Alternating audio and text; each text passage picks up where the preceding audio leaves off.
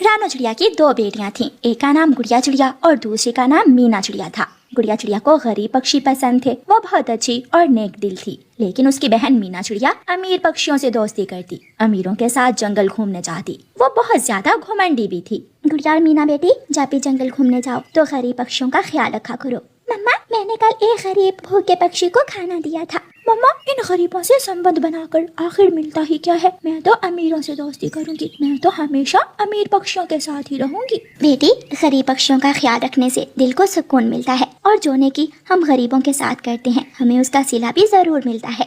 गुड़िया जंगल घूमने जा रही थी।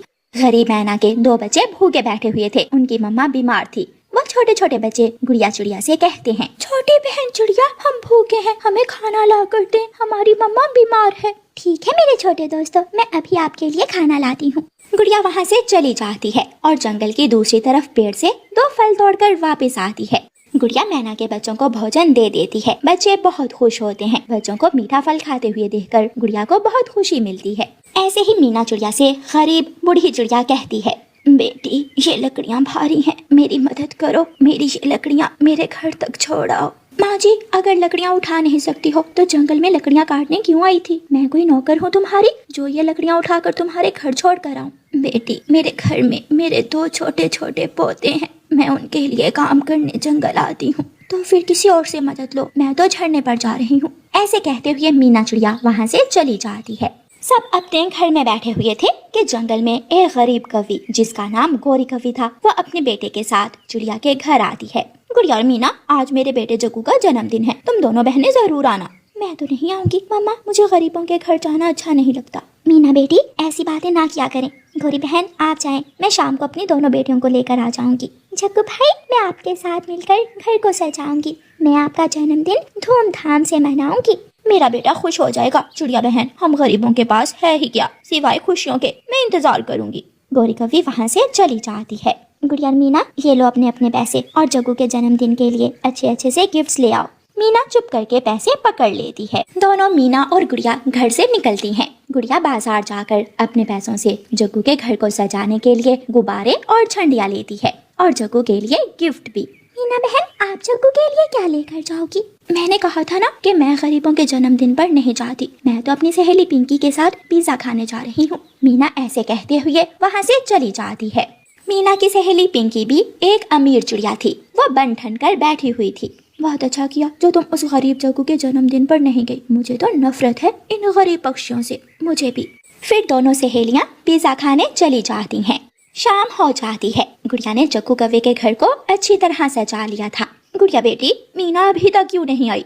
आंटी, मीना मम्मा के साथ आएगी। लेकिन मीना तो अभी तक अपनी अमीर सहेली पिंकी के साथ शहर वाले जंगल की रोशनियां देख रही थी।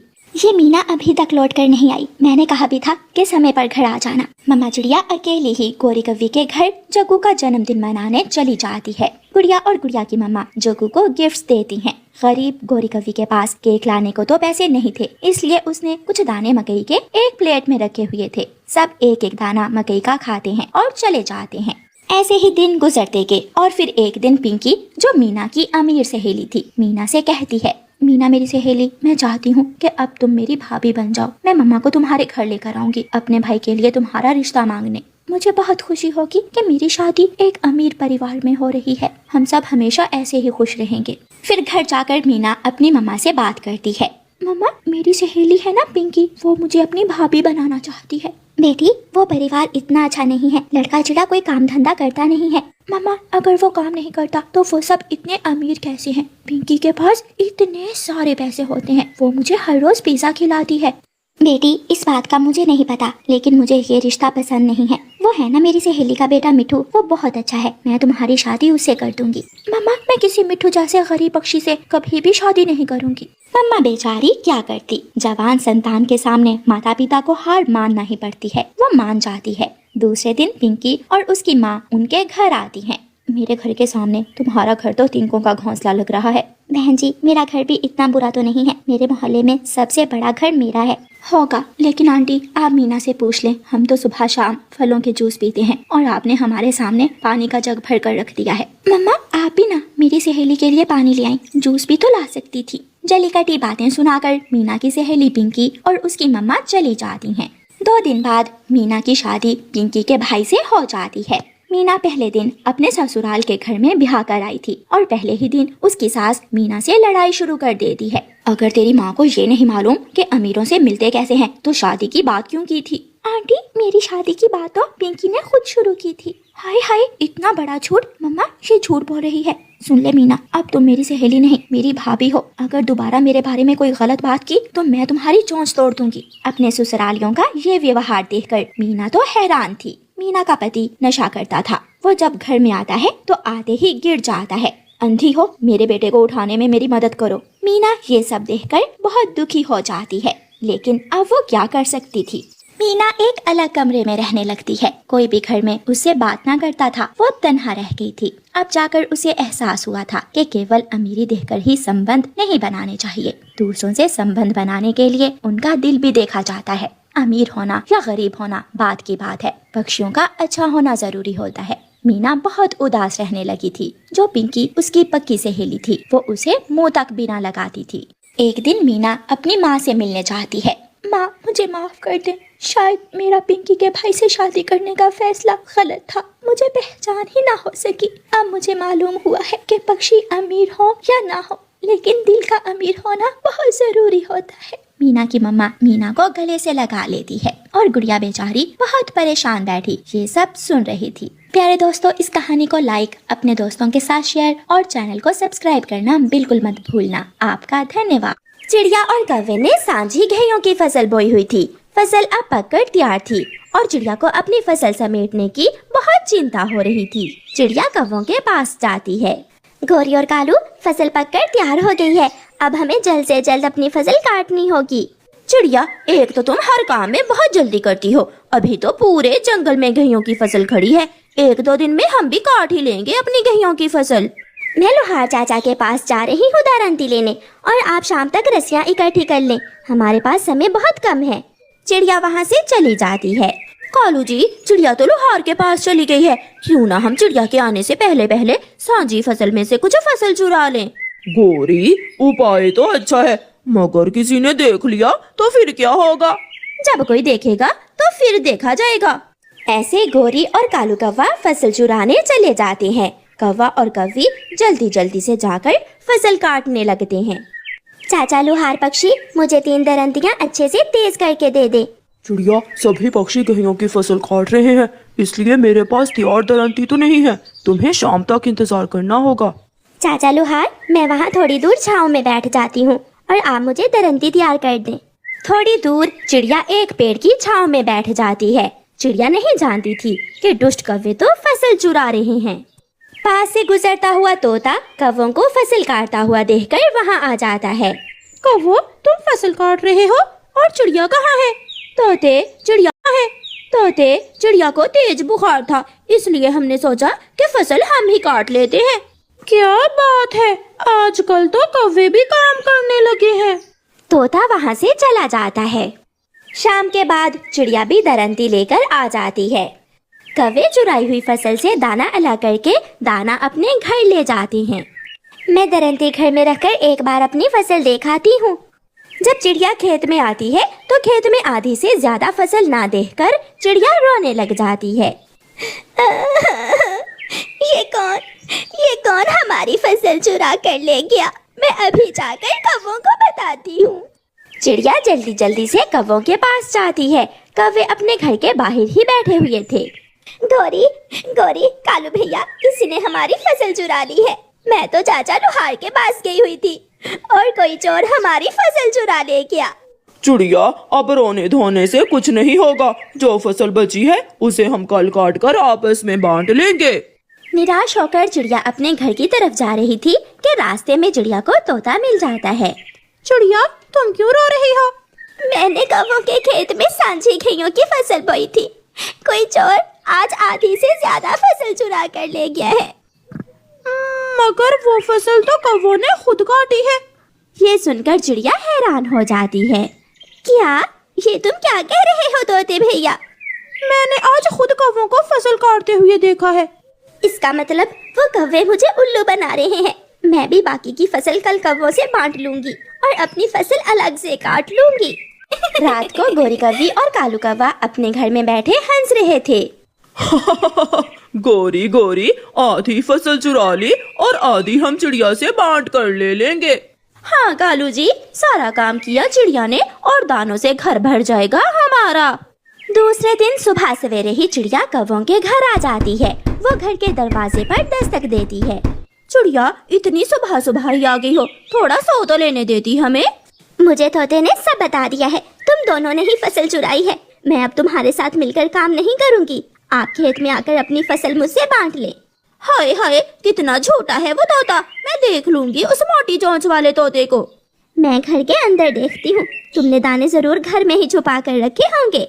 ना ना चिड़िया, अभी कालू सोया हुआ है। अगर तुम घर के अंदर गई तो कालू की नींद खराब हो जाएगी। तुम खेत में जाओ, मैं और कालू तुम्हारे पीछे पीछे आ रहे हैं। चिड़िया खेत में चली जाती है। कालू जी, उस मोटी चोंच वाले तोते ने चिड़िया को सब बता दिया है कि फसल हमने चुराई है। हम उस छोटी चिड़िया से कौन सा डरते हैं। चलो हम खेत में जाकर बाकी की फसल से भी हिस्सा बांट लेते हैं। कौवे खेत में जाते हैं। चिड़िया कबूतर को भी बुला लाई थी। कबूतर भैया, आप ये फसल हमें बांट दें। चिड़िया, मेरी बहन, तुम उस मोटी चोंच वाले की बातों में ना आओ। हम फसल काट कर बांट लेंगे। नहीं, मैं अब खड़ी फसल ही बांटूंगी। इस पेड़ से लेकर वहाँ तक की फसल चिड़िया तुम्हारी हुई और यहाँ से लेकर वहाँ तक की फसल कौवों की हुई। ऐसे चिड़िया कौवों से अपने हिस्से की फसल बांट लेती है। कालू जी, आज तो बहुत गर्मी है, चलो घर चलते हैं। हम कल फसल काट लेंगे अपने हिस्से की। कौवे घर चले जाते हैं और चिड़िया अपनी फसल काटना शुरू करती है। शाम तक चिड़िया अपनी सारी ही फसल काट लेती है और फिर अपनी फसल से दाना अलग करना शुरू करती है। रात हो जाती है। चिड़िया खेत में अपनी फसल के पास ही सो जाती है और सुबह होते ही फिर से काम में लग जाती है। चिड़िया दोपहर तक अपना सारा काम खत्म करके दाना घर ले जाती है और कौवे कामचोर अभी तक खेत में नहीं आए थे। पूर्व की तरफ से आसमान पर काली घटाएं उठती हैं और थोड़ी ही देर में दिन में रात का समय बन जाता है और तेज बारिश शुरू हो जाती है। कौवों के हिस्से की तैयार गेहूं की फसल बारिश में बह जाती है। कालू, क्या हासिल हुआ? अगर हम ये थोड़ी सी फसल ना चुराते तो चिड़िया फसल को समेटने में जरूर हमारी मदद करती। गोरी, तुम चिंता ना करो, जो फसल चुराई थी वो तो हमारे पास ही है। कौवे ने अभी इतना ही कहा था कि उनका घर टूटकर नीचे गिर जाता है और चुराया हुआ दाना भी पानी में बह जाता है और वो दोनों टूटे हुए पेड़ पर बैठकर रोने लग जाते हैं। कौवों के हाथ कुछ भी नहीं लगता। दूसरी तरफ चिड़िया मजे से अपने घर में बैठी गेहूं का दाना खा रही थी। प्यारे दोस्तों, इस कहानी को लाइक, अपने दोस्तों के साथ शेयर और चैनल को सब्सक्राइब करना बिल्कुल मत भूलना। आपका धन्यवाद। ये कहानी बेटियों के लिए है। सभी पक्षी अपने मम्मा पापा से बहुत प्यार करते हैं, बेटे हो या बेटियां। मगर बेटे समय के साथ साथ अपने अपने रिश्तों में बढ़ जाते हैं, मगर बेटियां मरते दम तक अपने माता।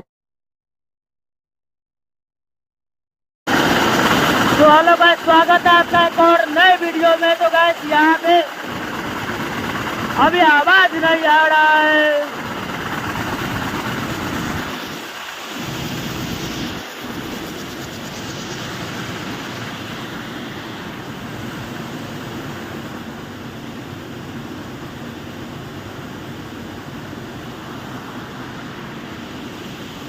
मन के दुआ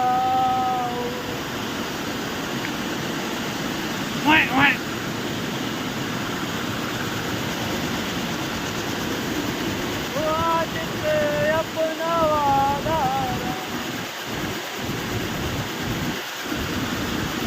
हम मिलेंगे हर इस वादे पे।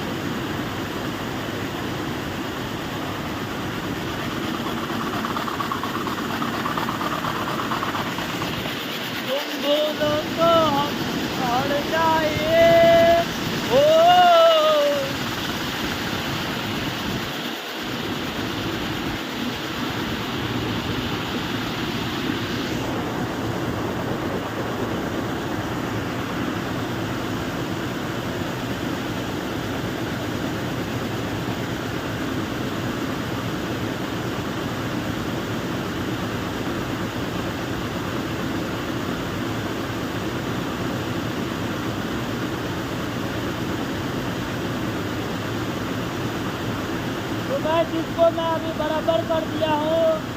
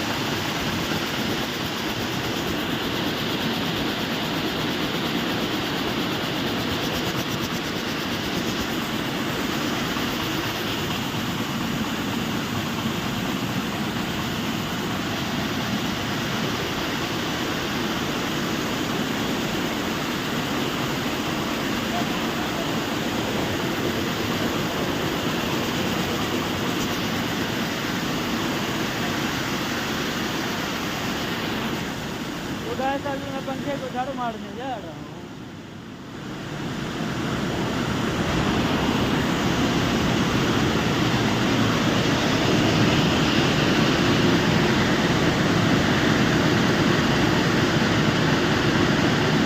झाड़ू तो है ही नहीं यार, झाड़ू कहाँ से लाएगा बताओ यार, कुछ भी करता छे।